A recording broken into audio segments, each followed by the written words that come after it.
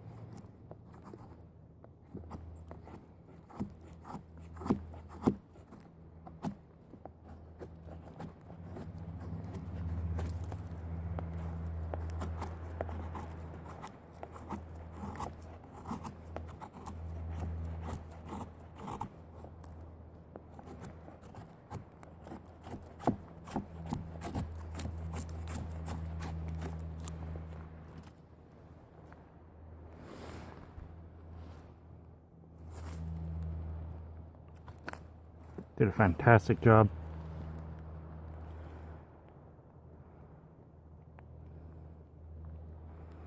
I feel zero blade play side to side, back and forth.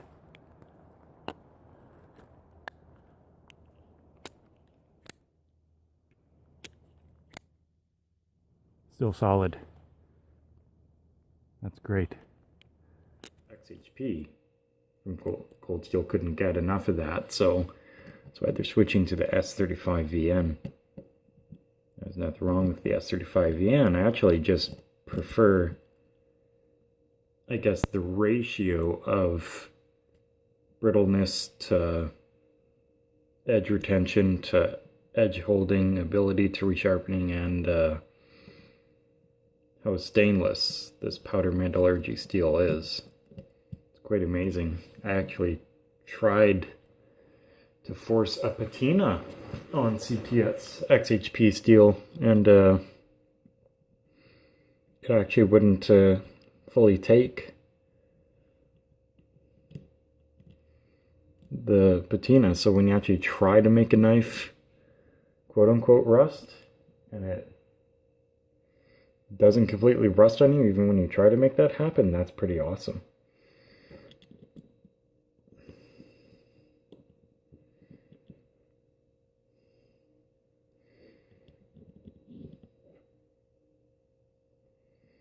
I'm giving a shout out to Jimislash.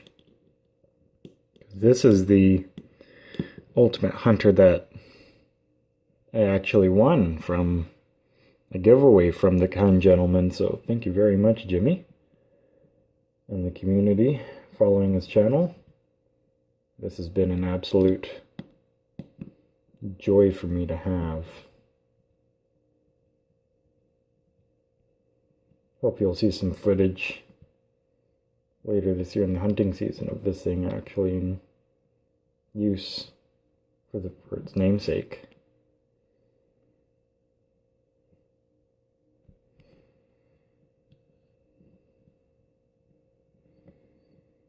That's the thing I like about cold steels. They're an absolute breeze to resharpen. They're easy, not too complicated.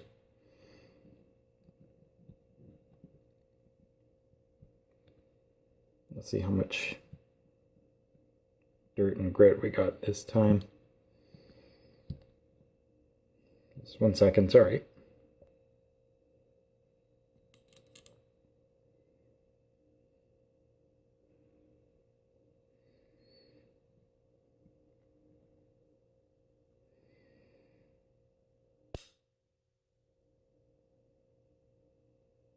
Let's see how freaking tight.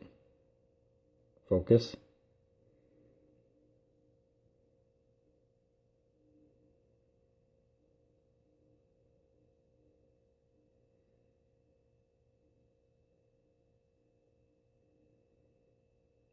See how tight that thing locks in. Like how I love how cold steel includes phosphorus bronze and a Teflon washer on that blade system. Super smooth.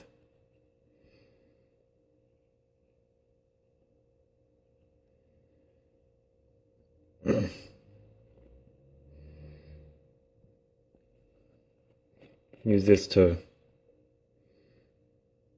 lubricate and help clean up the inside of the system here.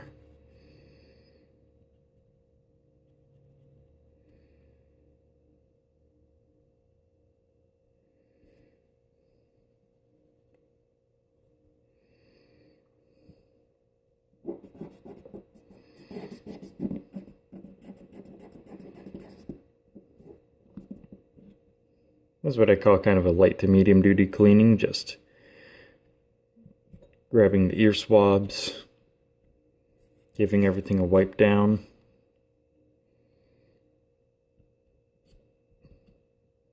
picking up all the dirt and debris.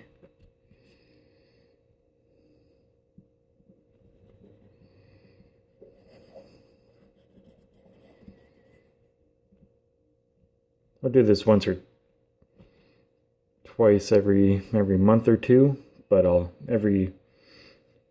once a year I'll do like a heavy duty deep cleaning for sure, like using a heavier sort of detergent, like dish detergent, to get in there and get absolutely everything out.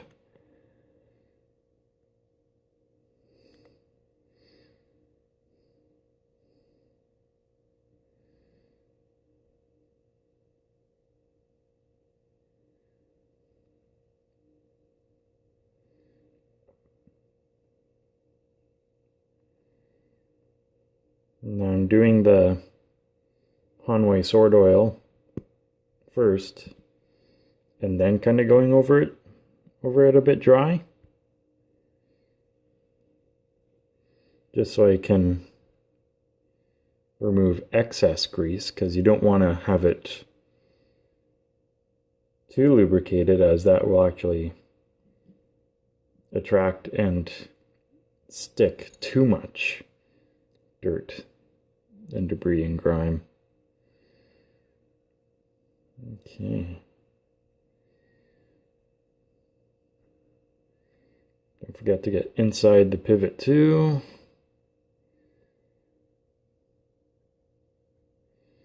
Inside that triad lock.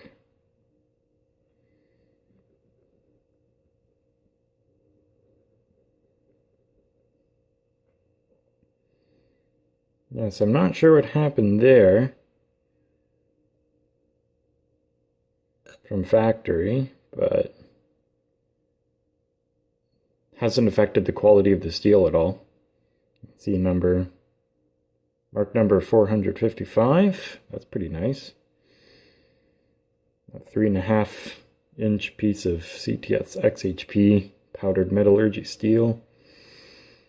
Freaking awesome.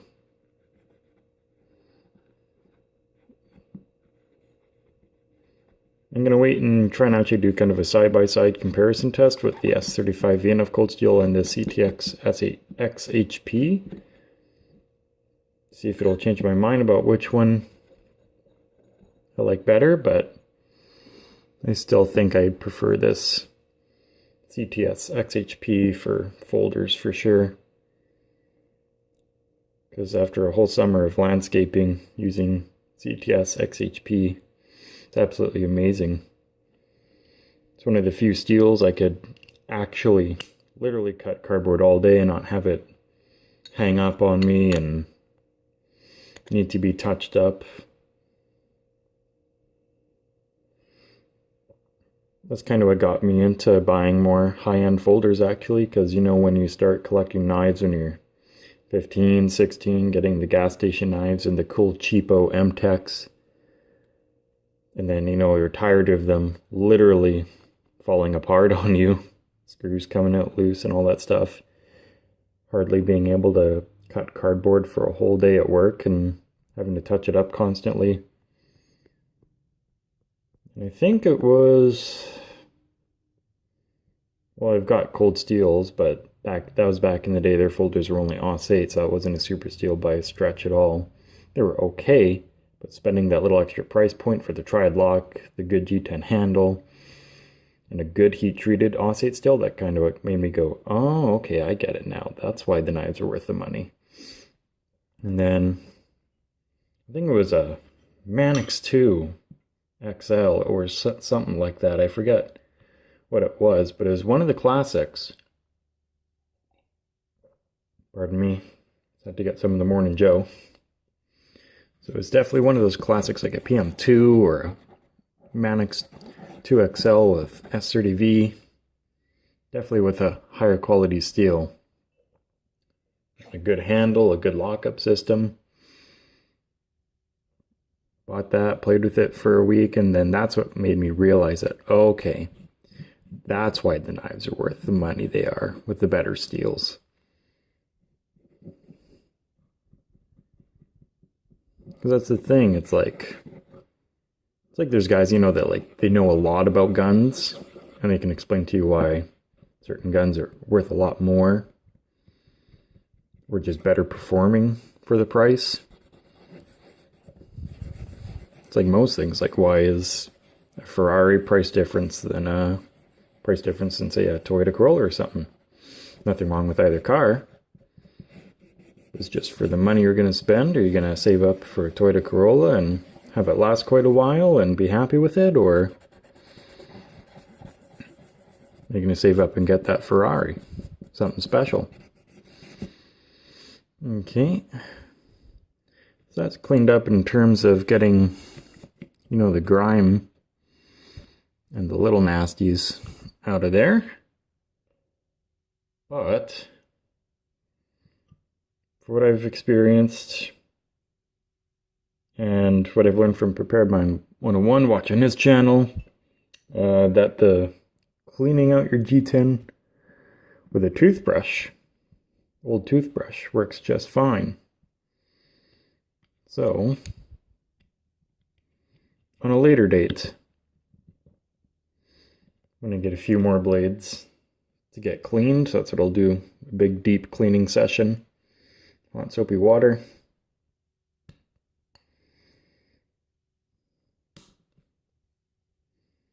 And look at that, easy peasy, pops in, stays connected. You just add the 3 screws.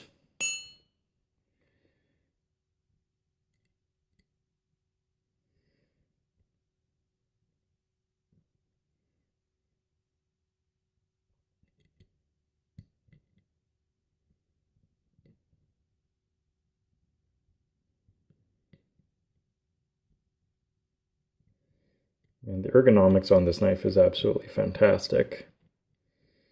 Nice finger scallops here, right next to the guard. Deep finger choil. So that you can practically choke up on it. If you're doing it in the crook of your finger, the blade is going to miss the main meat of your hands. It's one of the few cold steels that actually has workable jimping on the top of it. Hallelujah. Nice chamfered sides, finger scallops, the triad lock, now that it's broken in, super smooth, super strong. When you first get a new cold steel knife, it's really good to actually show you in a moment once I get this all put together. It's actually good to let it sit like that overnight, kind of that 90-degree angle, just to relieve stress of that lock bar and the spring at the back of the mechanism. Because when you get a brand new one, sometimes when you open the knife to reclose the darn thing, you almost need to get a set of pliers to press down the back lock. Tip up carry, 2-position pocket clip, lanyard hole. Put that on in a second. Let's see.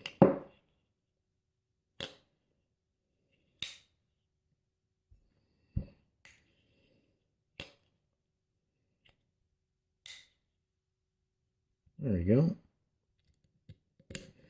Just a small adjustment here.